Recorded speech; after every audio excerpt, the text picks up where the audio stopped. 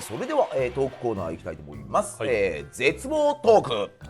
業界の第一線で活躍する須田剛一がこれまでの人生で最も絶望した体験をお話しいただきます。はい。さあどうやろう、剛一、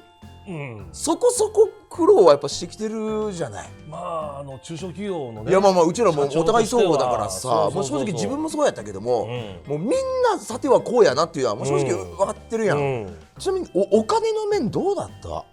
山ありね谷ありそうだってうちらでって安定することなんか絶対ないわけやからさ、もうこれは存続の危機やなみたいなのはやっぱあったよね。うちもやっぱそんくらい3回ぐらいあったよ。ありますよね。あった。そうそう。でもそれを乗り越えた時の強くなるなっていうのは強度増したよね。すごいます。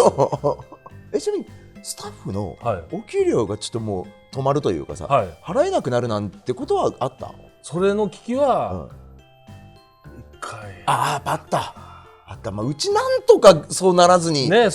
てきてるけど、僕がそのグラスホッパー立ち上げる理由となったのがヒューマン、まあ前にいたお世話になったヒューマンという会社が給与の支配があったんですよ。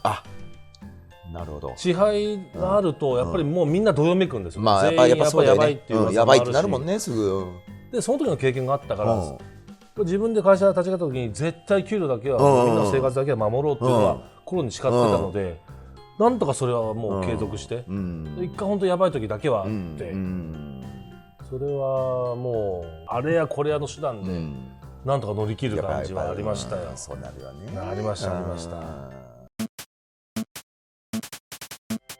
僕らの場合はやっぱりデベロッパーなので、パブリッシャーさんからクライアントさんからこの仕事をやりましょうって言われて、でそこに向けて準備をしつつ、でもそれがやっぱりある時一番最初の谷ですかね。いわゆる、キャンセルというか、そうです、キャンセル中止ってやつだよね。で中止どころだったらまだいいんですけども、裏を取ったらその話自体がなかったっていうのがなかったっていうのがあって。どういうこと？うちが孫受けで仕事した時があって、子と孫で話をしたんですよね。で親とも実は僕つながってて、そこそこ大企業さんのものをやりましょうと、進めてますと、で来月締結して入金があると、4月末かな、で3月末の段階で、親の方と話した時に「磯田さんそんな話一切ありませんよ」それ全く動いてません。じゃあ子がもう先走ってたってこと？そう、先走ってて、それでもなるよね。だってもう現場を動かし始めてさ、もう準備入ってましたよ。そう。それはちょっと立ち悪いな。いや立ち悪いですよ。そうしたら親の方でうちの事情を加味してくれて、救済措置を、須田さんこの予算だったらうち出せるから、僕の決済権で、どう？もうありがとう、もう2センチありがとうございます。それで救ってもらったんですよ。でやっぱその親の方が救ってくれたってのはもちろん決済権あるし、決定権もあるし、だったらここと仕事すればいいんだっていうのがあって、で僕らヒューマン出身なので、外交が一切ない会社なんですよ。なるほど、そこがあれか。もうジオン航空みたいな会社なので、鎖国が続いてたんやな。ジオン出身としてはね、もう連邦と全くつながる手段がないわけですよ。やっぱ自分で動かないとダメなんだ、人に頼っちゃダメなんだっていうのはすごく痛感して、もう俺が動こうっていうふうにその時もう本当に腹決めました。そこはね、俺自身もゲーム業界でその最初に会社作って他のデベロッパーや他のメーカーさんとこうまず選択肢増やさなってことでいろんな人たちとは大手話したけども、びっくりするほど他のデベロッパーさんって他とつながってなくってもう全然営業やってなくってだからなんでみんな同じ人としか仕事しないんだろうっていう妙なパイプだけが出来上がってて、そうなんですよね。そうそれだとゲーム業界絶対閉鎖的になるしその一社さんにお願いした時に業務縮小になった時にどうするんだって時にもう身動き取れなくなるんで、僕やっぱり運が良かったのはアスキーで最初支援を受けたんですよね。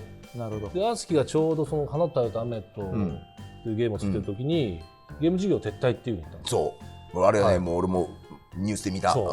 びっくりした。でその時に初めて反社がいなくなるんですよ。消えるんですよ。一社に委ねるっていうことの危険性というか、それじゃあこの業界で食っていけないっていうことをやっぱりその時も思い知ったし、自分で動かないと、社長だからこそ社長が動かないと会社って回らないっていうことは、ね。いやもう本当普通の業界だと当たり前っちゃ当たり前のことなんだよ。本当そうですよ。当たり前のことなんだけども、やっぱね、どうしてもクリエイティブっていうエンタメビジネスやってる人たちって性格的にも内向的な人たちがやっぱ多いから、うちらみたいにね表に出て、ある種こう覚悟を決めてやらなあかんからやってるようなところも正直あるじゃない。そういう人間ってやっぱ昔全然いなくってさ、世の中がこの SNS 時代になってね、ちゃんとこう作り手やね、そういった人たちが表に出て情報発信できるようになったっていうのはすごく健全で、そうですね、良くなったなって思います。確かにそういうことをね喋れる場がね、なんでその件にやっぱこう早く気づいて動いてて、それでこう独特の俺らほら存在感っていうかね、だって本来デベロッパーのことなんか誰も知らないわけだからさ、裏方なんだから、グラスホッパーといえば須田剛一っていうふうにやっぱ覚えてもらえてることもやっぱこうなんかやってきたことの積み重ねやしさ、うちらがやっぱ横に動いてね、いろいろ同時多発的に似たようなやっぱ人間も出てきたじゃない、他のデベロッパーも含めて。そうですよ。